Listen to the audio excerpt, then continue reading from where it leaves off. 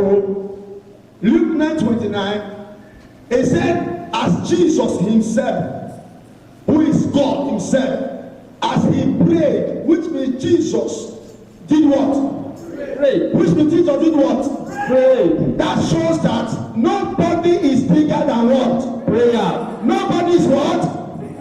And that is part one. Then part two said, why he was praying, the fashion of his countenance change. I like that word. The fashion of his countenance what? Change. Which means prayer can do what? Change everything. Prayer can do what? Change everything. So if you remember who you are as we are praying now, whose fault it is? Whose fault it is now? Now your fault. So we want to pray now. So deploy all the forces in your body. Deploy all the strength in your body to pray this prayer. Because as you pray, God will hear you in Jesus' name. This will also give us a road to Pastor God's time. And then also will lead us on this prayer. Hallelujah. Praise the Lord. Hallelujah. Praise Master Jesus. Hallelujah. Amen. Amen. Say to yourself, I am empowered. I'm empowered. I am empowered. I'm empowered. I am empowered. I'm empowered. By the Holy Spirit. By the Holy Spirit. I can pray now. I must pray now. Because the Bible said the final prayer of the righteous man availeth much. This hour we are going to pray. The Bible says, when you pray, there is God that will answer you. Now I want you to lift your right hand up. Say, my Father, my Father. My Father, my Father. My Father, my Father. My Father, my Father. My Father, my Father. My Father, my Father. Empower me this morning. Empower me this morning. Empower me to pray. Empower me to pray. Empower me to pray. Every power that is from me. Every power that is from me. Every power that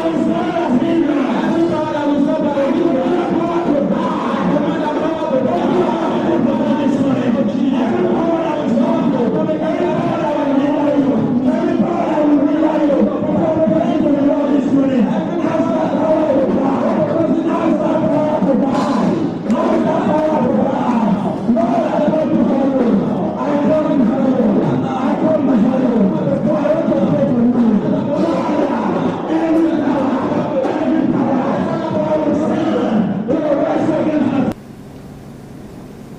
I want to do the prayer in a little way before I preach. Just bow down your head and say, God, send me someone that will push me into my destiny. God, send me someone that will push me into my destiny for good, so that I can be fulfilled and be a testimony to my parents, to my generation, to everyone that knows me. Father, send me someone that will push me. Send me someone that will push me. Pray that prayer.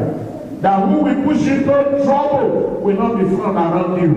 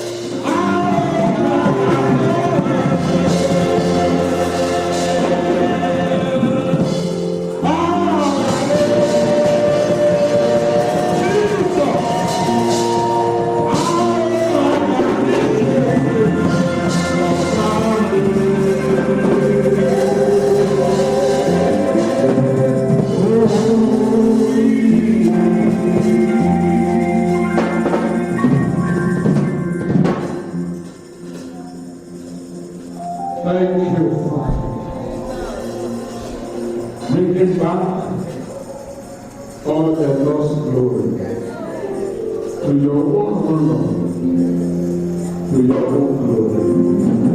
Be thou exalted above every other name. In Jesus' Jesus' name. You ought to know that she's the heir apparent of that kingdom. If the father happens to die, everything belongs to her. And even if the father is alive, part of the kingdom belongs to this child. So pretty that everyone that sees her loved her. Character-wise, she was an excellent woman. In beauty and physique, she's wonderful. With manner, she's the best that anybody could pray to look like. But are you aware that the world we live today, most of our pretty children has no manner, no character. That you can see a young sister so beautiful that someone admired her, but when she comes to herself, he will tell the neighbor, you know I can be mad. And yet, she desires the best. But in the case of the story you are about to hear, that look like story, but the reality of life, this was not the time. Then everyone admired to have such a young lady to their family. And the king was ready to give out this child. And this child was grown up to the age of getting married and changing the father's and the mother's name to make her home. But yet, there was an impediment. What was the impediment? That before you marry the king's daughter, there are principles, there are laws, there are certain things that are put in place until you are able to cross all the protocols and embargo, you can never have her. Then in the case of this fine, pretty, wonderful, articulate girl, the father made a pit. And this pit was filled with water. And the man puts in wonderful crocodiles that have not eaten for more than 6 months. And when crocodiles have no food to eat, after a month, they start eating themselves. Then the king now called the communities. My message is, God, send me someone that will push me into my destiny. What kind of friend do you have in the church? Who do you associate yourself to? If you are associating yourself with someone that knows nothing about your destiny, in order to push you into your destiny, you are wasting time to go to church and pray, nothing works. Pray that prayer. God, give me someone that will push me into my destiny, so that my potentials can be revealed. Who is your friend? Show me your friend. I will tell you who you are. I will tell you who you are. Because evil conversation most times corrupt good manner. And it depends on who your friend is. Many have left their matrimonial home today because of evil conversations. Children are joining secret cults and different things because of the friends and relationship they keep. Many are no longer listening to the voice of God. God is still saying something. But because we are with Satan, the devil, and the spirit of this world, we no longer hear when God is talking. But I pray, God will send you someone that may look like a betrayer, but it shall push you into your destiny, that your life may become a blessing and a testimony in the name of Jesus Christ. Someone to push me into my destiny is what I need. Sometimes they call them like betrayers. Sometimes they call in an ugly manner. But when you see your research, when you know who they are, when you know what life is talking about, you discover what you are calling trouble, not they don't actually be your trouble. God is pushing you somewhere. There's going to be a push. There's going to be a push. There's going to be a push. And I see somebody crossing to the other side. There's going to be a push. And it's going to push you.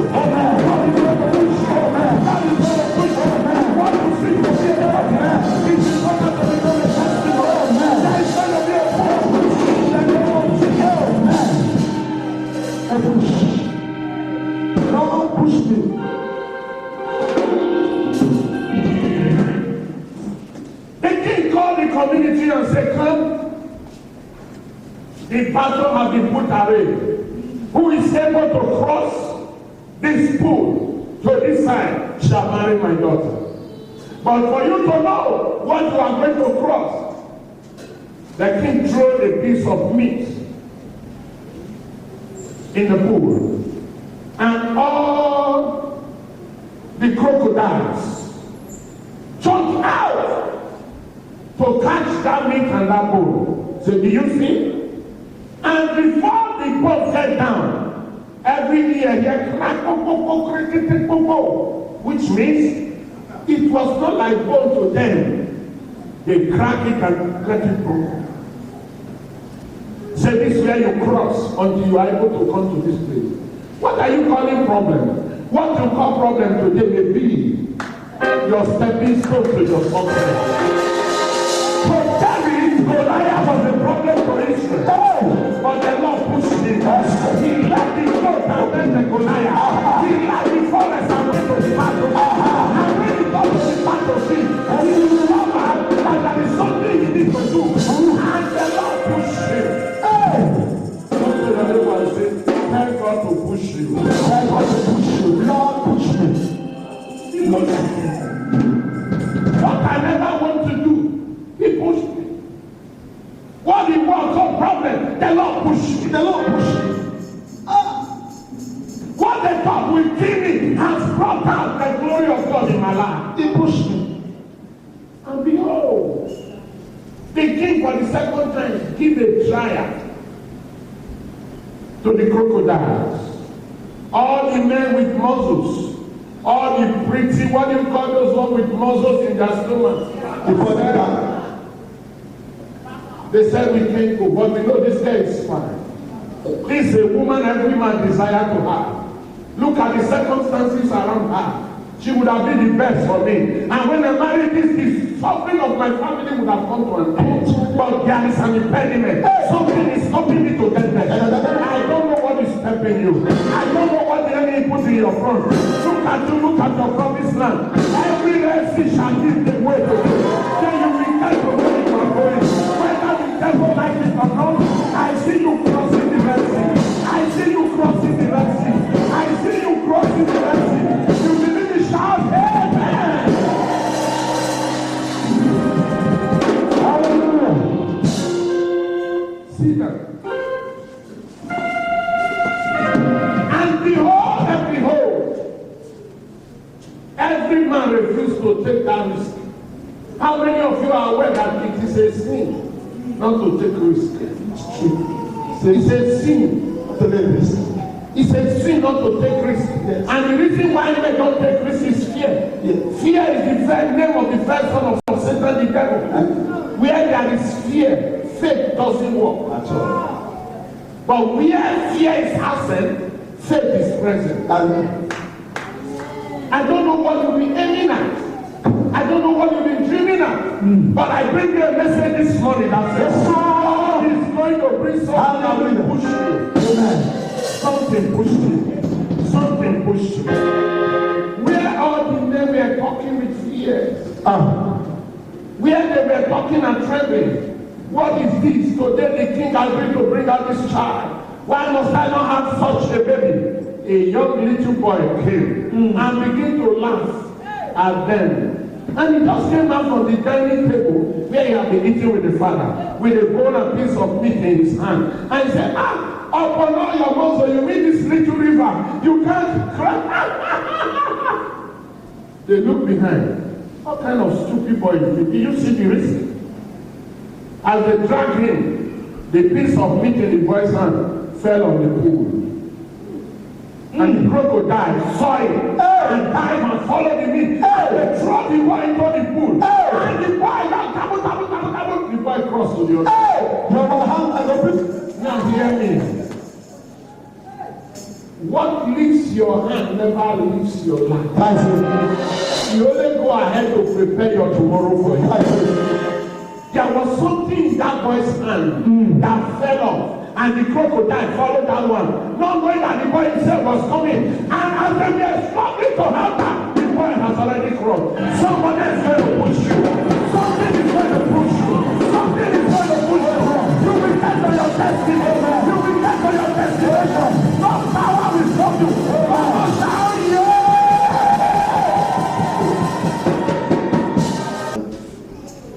The boy was not expecting that at all. But what they thought would kill him, see him through. Oh, everybody here. Your expectation have been high, and nothing is working. Hear me and hear me well. Somebody is going to push you. Something is going to push you. Something is going to push you. Why? There is somewhere you are going. Can you point your finger and say, I repent there? I repent there. I didn't hear you. I repent there. I didn't hear you. I repent there.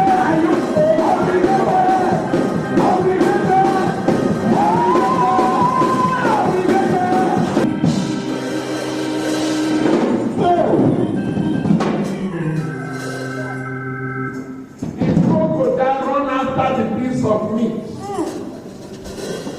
And the boy on top of the water, he didn't think of going down before he jumped up. He just crossed. Was he willing to do that? Yes. And as he got there, he was younger than the lady, but the king said, since you are the one that crossed, age is a matter of number. Today, your father's name is known in this town. And your destiny is fulfilled. Okay. I see somebody whom the destiny is about to be fulfilled. Perhaps you were not willing, you were not ready, but I see your life being fulfilled.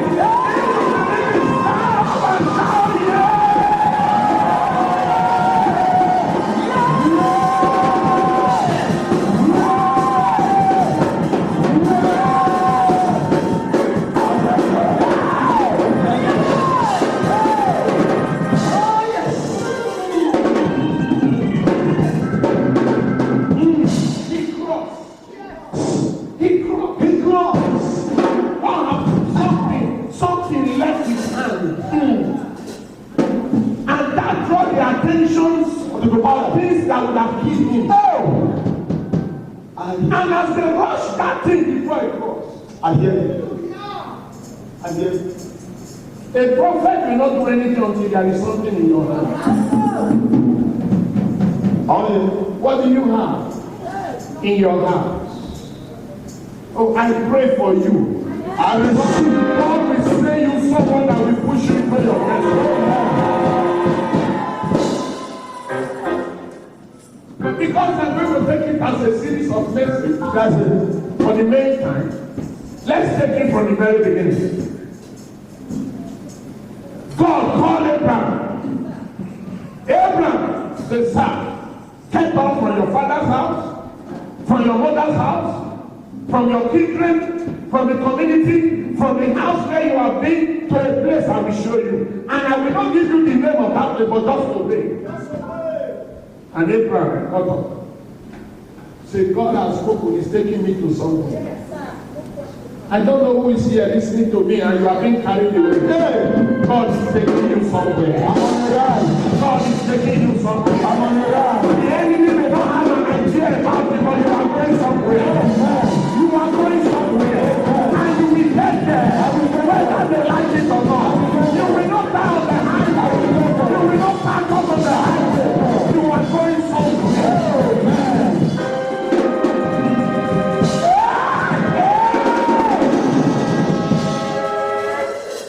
I hear you. Abraham got up. But look at the problem that the book of Matthew 10:36 said. Abraham alone was called. But while he was going on this journey of life, he carried his brother. What is killing you and why people don't come to this kind of churches, in this place, truths are revealed. Now my brother Pekin, now my senior brother Pekin, now my sister, brother is what has put you where you are now. Abraham said, I know God has spoken and I'm going somewhere. Lot, follow me. God is going to remove every lot out of your life. Amen. Because lot is an excess luggage. Lot. too many. They are locked, and it's what is killing you. Abraham carried Lot, but hear me, my dear. Nothing worked for Abraham until Lot was separated.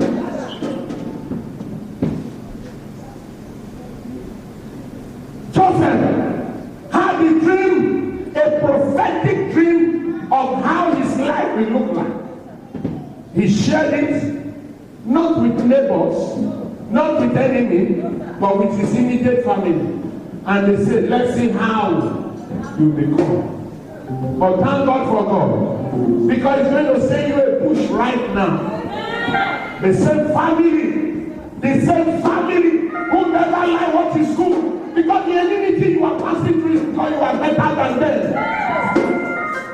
All the enmity you are seeing, if you see anybody keeping enmity with you and you did not quarrel with them, it's because of good things that are happening to you that is not happening to them.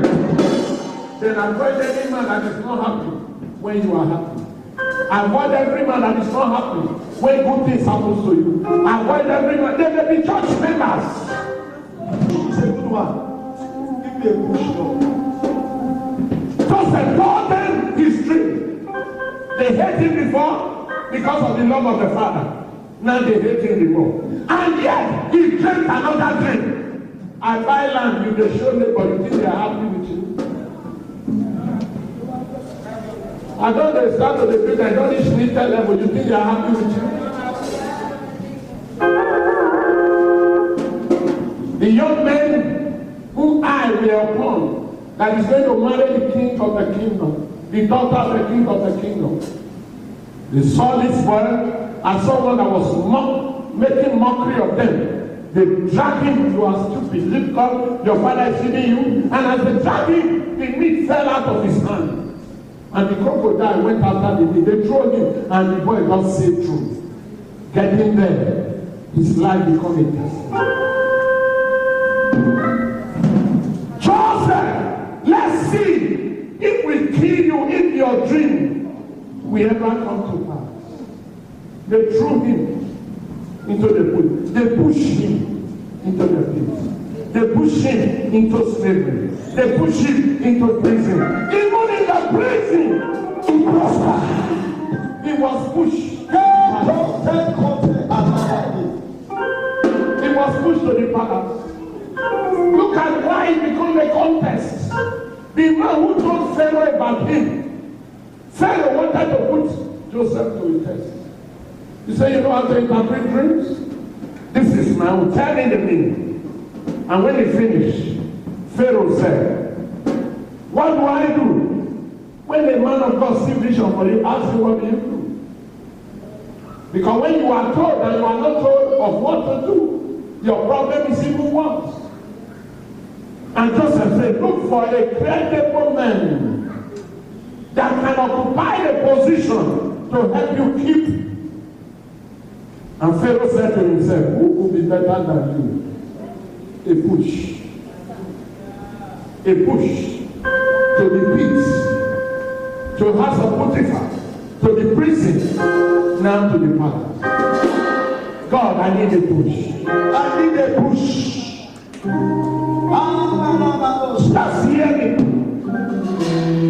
David was taking care of his father's sheep in the forest. Something pushed him, go and look for your brothers. A push. And you don't have all the time because we have the series next week. A push. Make him to leave the goats and the sheep and say, I am better than this. Hear me, my dear. When a woman is pregnant, until he gets to 9 months, when the baby is ripe enough that the womb cannot contain, there can never be a push. If there is push, that is the first contraction. Doctor will not tell you to push until when he knows that the coast is clear. And when the coast is clear, you hear doctor say, listen, madam, you just have to push. You just have to. And I hear that voice. Something is going to push you into your destiny.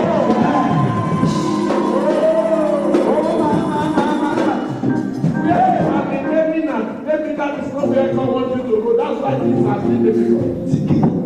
When God knows you are on the right track, He will send angels and forces to give you everything to push.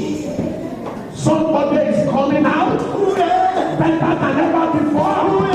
Because of this push, you are coming out in the name of Jesus. No power will hold you again. No demon can stop you. If you believe on it, shout yeah!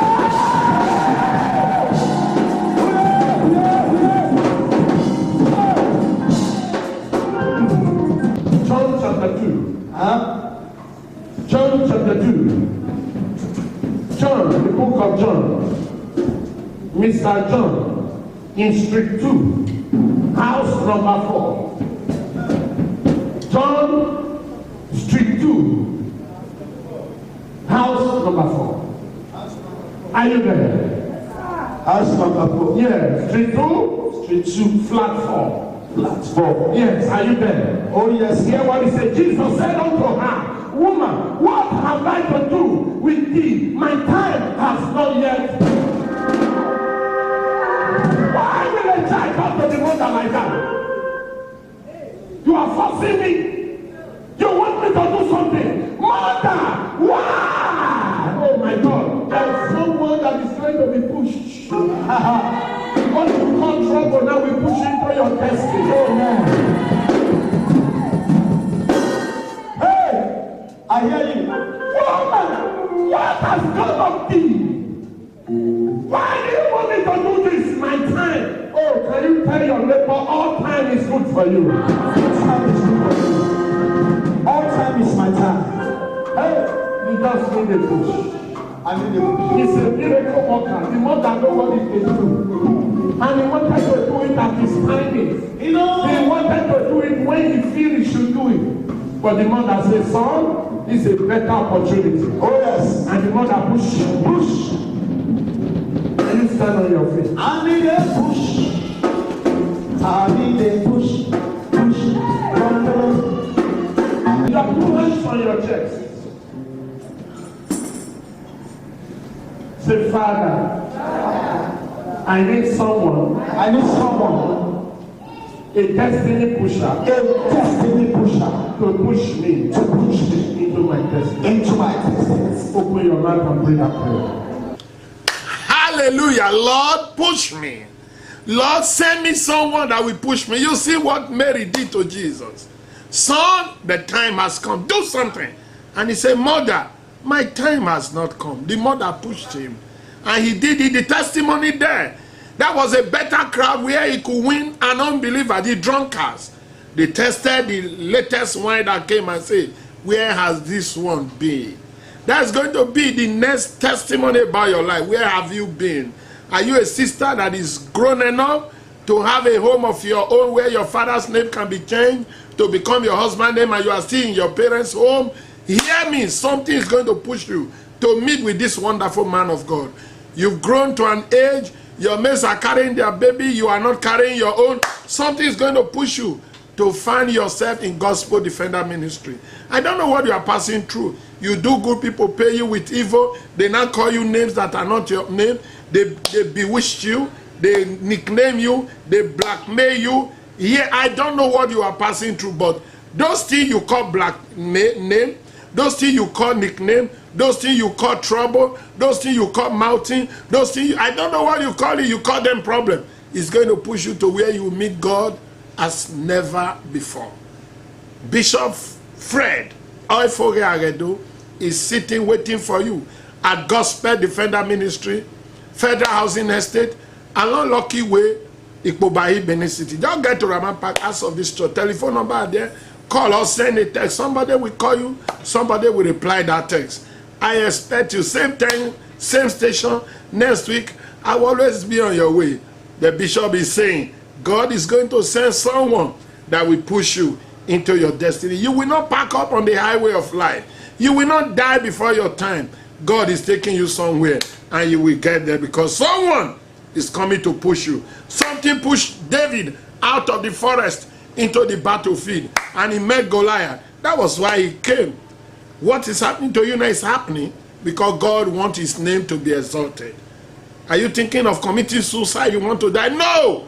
After this message, something will push you to meet with this man of God. I pray that God will send an angel quickly to meet with you, to change your thinking, your mind, so that you can meet with this man of God. Then you'll be told of what to do. The message is, Lord, push me. Lord, send someone to push me. Lord, separate me from my lot and let situation of life push me into my destiny. There are potentials in you. Where you are now is not good enough. God is bringing you out. Bishop Prophet Fred Oifoge Agedo of Gospel Defender Ministry. Same time, same station. Next week I'll be back again. God bless you. Remain on top. No power can kill you before your time. They are only pushing you into your destiny. Be fulfilled. In Jesus' name I pray. Amen and amen.